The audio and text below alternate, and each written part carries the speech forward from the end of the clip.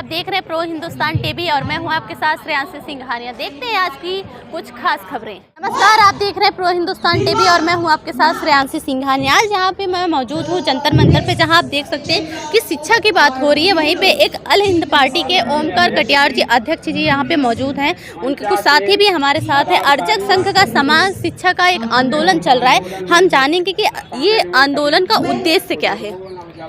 Madam, इस आंदोलन का जो मेन उद्देश्य है वो है इक्विटी और इक्वालिटी लाने के लिए शिक्षा में बहुत ज़रूरी है।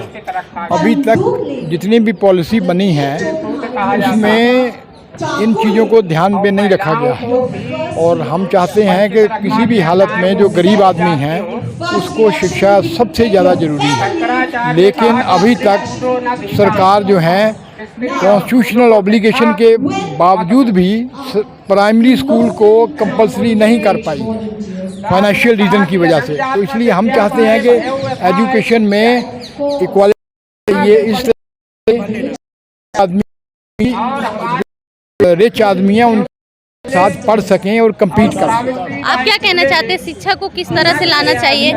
शिक्षा को सभी जगह एक समान जब तक नहीं होगा भारत में एकता नहीं हो सकती। और मेरा नाम Neeraj Srivastava, advocate, Supreme Court, national vice president Al Hind party.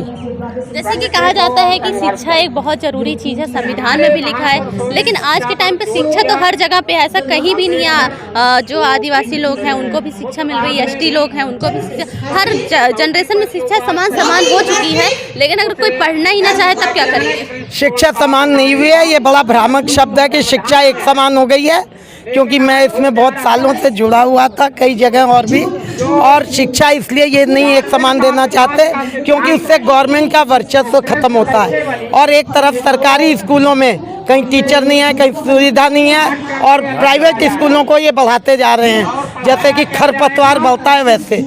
शिक्षा एक समान नहीं है, बिल्कुल ये भ्रामक फैला रही है सरकार। जैसा कि आप देख सकते हैं कि अभी हमारे साथ अध्यक्ष जी जुड़ चुके हैं। इनसे जानेंगे कि जो आप आंदोलन चला रहे हो, क्या इससे समाज में सुधार होगा या नहीं? समाज के साथ साथ राष्ट्र में बदलाव होना चाहिए। राष्ट्र हमारे भारत को अमेरिका, इंग्लैंड, जर्मनी, जापान के बराबर विकसित देश बनाना है तो सब में समान शिक्षा का होना जरूरी है। समान शिक्षा अभी क्या है, गाँव में अलग सिलेबस चलता है। जिन्होंने पब्लिक स्कूल खोल रखे हैं उन्होंने अलग है, जो मॉडल स्कूल वालों का अलग है, सेंट्रल स्कूल वालों का अलग है, और भी अलग प्रकार के स्कूल के इंटरनेशनल वालों के अलग हैं। इस तरह करके अलग अलग किताबें पढ़ाते हैं, अलग प्रकार के मास्टर पढ़ाते हैं और 12वें के बाद में कहते हैं हमारी बराबरी करो।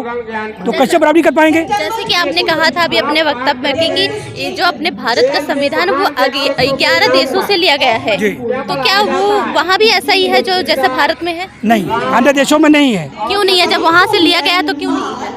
यहाँ के लोगों का मंशा नहीं है, इसीलिए तो हम लोग आंदोलन चला रहे हैं। यहाँ के लोग देखिए, यहाँ पर जो पब्लिक है इतना ज्ञान नहीं है, उनको मूर्ख बना दिया जाता है। आधी अधूरी जानकारी दे करके वो वोट दे देते हैं और मूर्ख लोग विधानसभा संसद में पहुँच के हाथ खड़े रहते हैं, गलत कानून बनवा देते हैं। उनको कुछ पता नहीं है सही आदमी कहाँ पार्लियामेंट पहुँच रहे हैं, उनको कहाँ ज्ञान है पार्लियामेंट का, किसको लीगल नॉलेज है, किसी को है नहीं।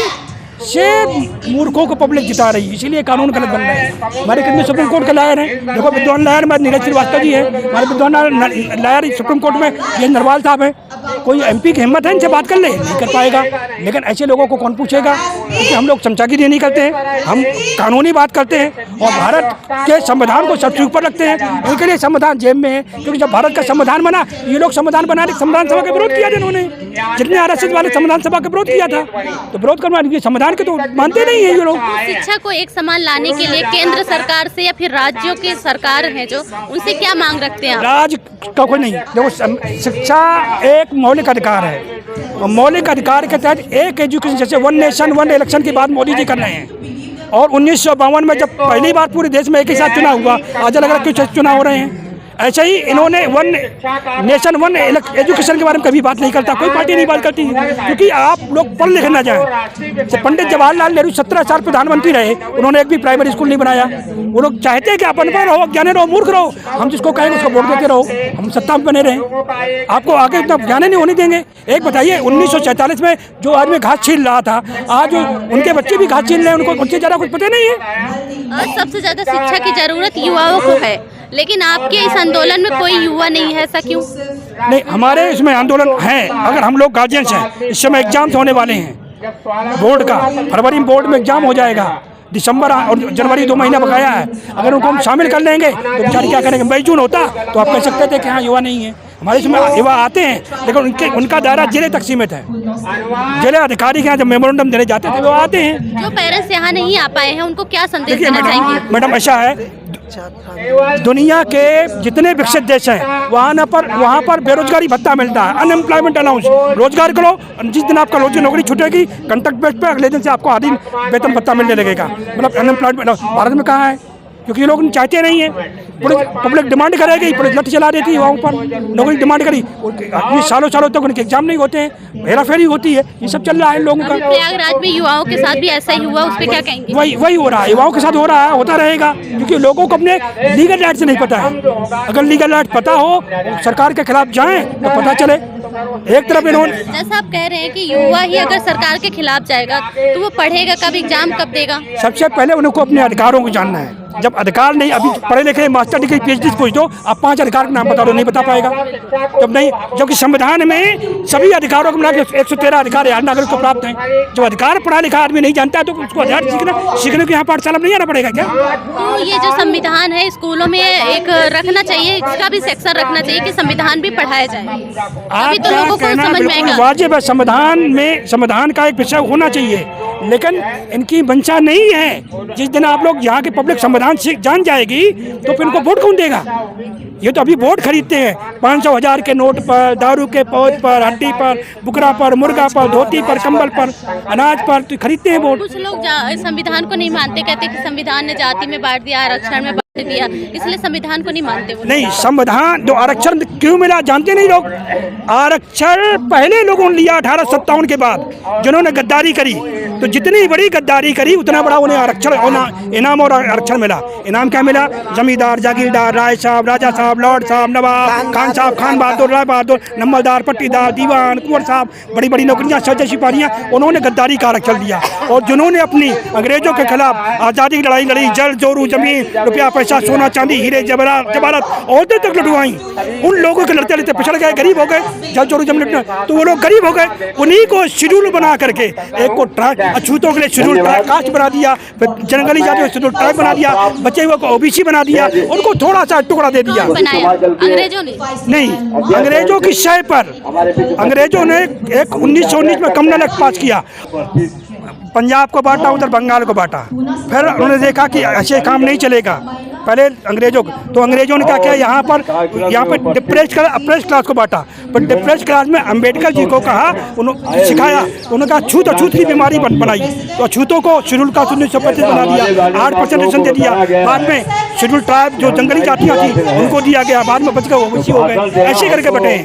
जो अंग्रेजों के खिलाफ आज़ादी की लड़ाई लड़े हैं, they are son of freedom fighter, वो स्वतंत्रता संग्राम सेनानी की लड़ाई औलादे हैं, उनको ये आरक्षण मिला। लेकिन लोगों को पता नहीं है, वो SC ST OBC के जमन गए।